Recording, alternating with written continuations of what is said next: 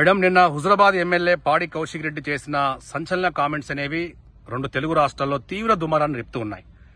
మరి దీనికి సంబంధించి కాంగ్రెస్ పార్టీ సీనియర్ మహిళలుగా ఎలా స్పందిస్తారు? జై స్వరాజ్ వరల్డ్ టీవీకి ముందుగా ధన్యవాదాలు. పాడి కౌశిక్ రెడ్డి మాట్లాడే అర్హత, రైట్స్ అలాంటివి తనకు లేవు. కానీ సిగ్గు లేకుండా మొన్న మా సీతక్క ఒక కాంగ్రెస్ నాయకురాలు అసెంబ్లీలో తిట్టరని తిట్లు తిట్టి నీకు సిగ్గుంటే ఇప్పటికైనా మారమని చెప్పింది. కానీ ఆ సిగ్గు మాలిన వెదవకి ఇంతవరకు కూడా ఇంకా ఆ సిగ్గు అనేది రావడం లేదు. ఒక మహిళలుగా వాళ్ళ అమ్మ మహిళనే, వాళ్ళ బిడ్డ మహిళనే, వాళ్ళ భార్య మహిళనే, ఒక అమ్మ కన్నా కొడుకుగా వచ్చి ఒక మహిళకే పుట్టినావు కదా కౌశిక్ రెడ్డి, నీకు సిగ్గులేదా? గాజులేస్తా, పువ్వులేస్తా అని చెప్పి అంటున్నావు. నువ్వు పోయినప్పుడు నీకేయలేకనా మేము సపరేట్గా ఊరుకున్నది? ఆ రోజు మేము ఊరుకున్నాం కదా అని చెప్పి నువ్వు రెచ్చిపోతున్నావు కావచ్చు.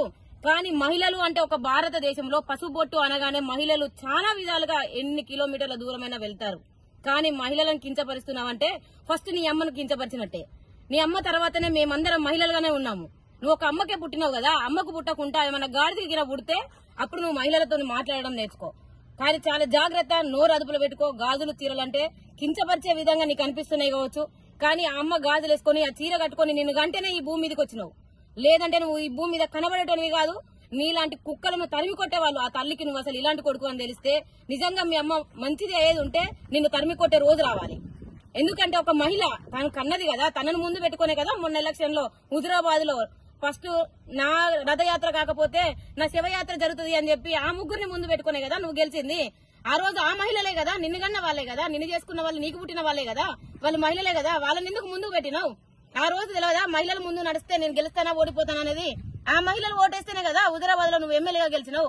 ఎమ్మెల్యే అని చెప్పుకోవడానికి సిగ్గుచేటుగా చేస్తున్నావు. ఇప్పుడు కౌశిక్ రెడ్డి జాగ్రత్త, ఇంకొకసారి ఇలాంటి మహిళలను దూషించడం. మొన్న కేటీఆర్ అదే చేసిండు, డాన్స్ వేయడము, లేకపోతే మేము బ్రేక్ డాన్సులు వేయిస్తాము అని చెప్పి చెప్తా ఉన్నారు. మీ అక్క జైల్లో నుంచి వచ్చినాడు బ్రేక్ డాన్సులు వేయించుకుంటేనే తీసుకొచ్చినావు కదా ఒక దొంగని బయటికి. సిగ్గు ఉండాలి ఆ మాట మాట్లాడడానికి కూడా. ఆడవాళ్లు అనేది, మహిళలు అనేది ఒక నైతిక భారతదేశంలో ఒక కట్టుబొట్టుతోటి బతికే వాళ్ళు మహిళలు అనేది ఇంతవరకు కూడా నీకు అర్థం కావడం లేదా? నీకు మహిళలు అంటే అంత కించపరిచినట్టు అనిపిస్తే చీరలు జాకెట్లు అంటున్నావు. నీకు లంగాలు చీరలు తొడిగి పువ్వులు పెట్టి పంపిస్తాం.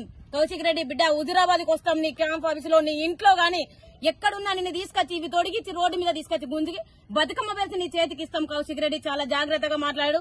ఇంకొకసారి మహిళలను కించపరిచినట్టుగా మాట్లాడితే మర్యాదగా ఉండదు. చాలా జాగ్రత్త, నోరు అదుపులో పెట్టుకో.